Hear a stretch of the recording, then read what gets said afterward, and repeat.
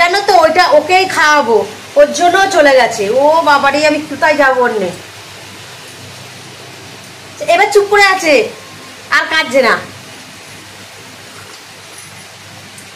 দাঁড়া,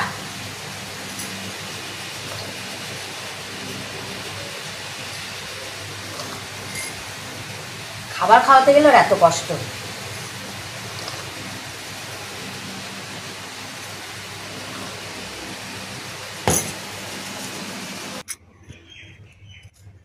so hi everyone, good morning. তো এখন বাজে 8:30। এখন রান্না টান্না কিছুই বসায়নি, জাস্ট গরম জল হাতে নিয়ে খাচ্ছি। আর মেয়ে গেছে পাড়াতে বেড়াতে, ও বাড়ি নিয়ে আসছে, কান্না স্টার্ট করছে, মানে খাওয়াবো। ও বুঝে গেছে যে ওর খাবার আমি বানাচ্ছি, ও মানে দেখে কান্না স্টার্ট করে দিয়েছে, আবার মানে পাড়ায় চলে গেছে। ভাত একদিকে বসিয়েছি, টোটাল বাড়ি আসবে না, সেই পাড়ার দিকে আবার চলে গেছে। মানে বাড়ি আসলেই তোকে জোর করে আমি খাওয়াবো, তার জন্য আর বাড়ি আসছে না। বাড়ি নিয়ে আসছে, মা ডুবলে পিঠে কাঁদছে।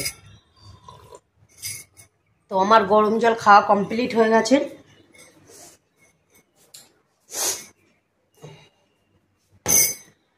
তো আজ তো বৃহস্পতিবার, তো বৃহস্পতিবার কি কি রান্না করে দেখা যাক। আর বাবা বাজারে গেছে, এখনো বাজার থেকে আসেনি।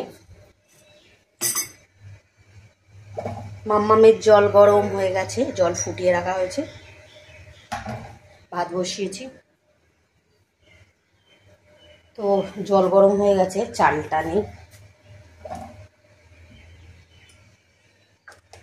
বাড়িতে এসো, এবার খাওয়াবো।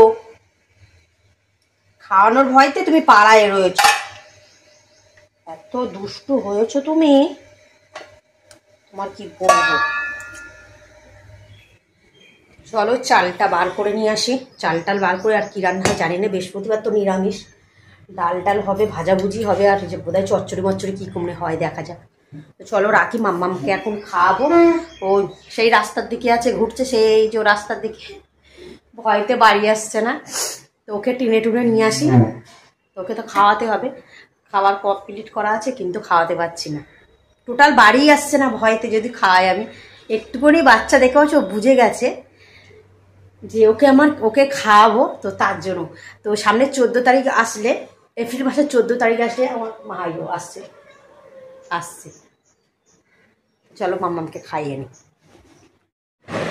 মাম্মামকে খুব কষ্ট করে খাইয়েছি, সেটা আমার মাম্মাম না, প্রত্যেকটা বাচ্চা খাওয়াতে গেলে সত্যিই খুব কষ্ট হয়, মনে হয় না ওদের সাথে যুদ্ধ করতে হয়। এটা প্রত্যেক বাচ্চারাই এরকমই করে, কিন্তু তাদের ভাষা তো আমরা বুঝি না, আমরা জোর জবরদস্তি করে খাওয়াই, কিন্তু ওরা মানে ওদের পেটে যতটুকু ধরে আমরা তার বেশি কিন্তু জোর করে খাওয়াই। তো যাই হোক, আজকে তো বৃহস্পতিবার, সব রকম সবজি দিয়ে একটা চচ্চড়ি করছি, বেগুন ভাজা করেছি, ডাল করেছি। আর বৃহস্পতিবার আসলে গাইস এত কষ্ট হয়, তোমাদের কি বল, বৃহস্পতিবার আসলে তো 3-4 রকমের তরকারি করতেই হবে।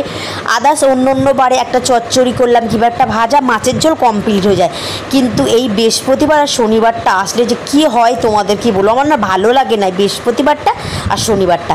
তো ভাত টাত খেয়ে এই ঘুমিয়েছে। আর মাম্মাম অনেক দিন পর আমাকে পেয়েছে, তোমরা জানো আমি তো বাড়িতে ছিলাম না। তো রাতে এবং এই মানে দুপুরবেলা কোনোদিন মাম্মাম আমার কাছে থাকে না, তো তার জন্য দেখতে পাচ্ছ মাম্মাম আমার গলাটা জড়িয়ে ধরে ঘুমাচ্ছে।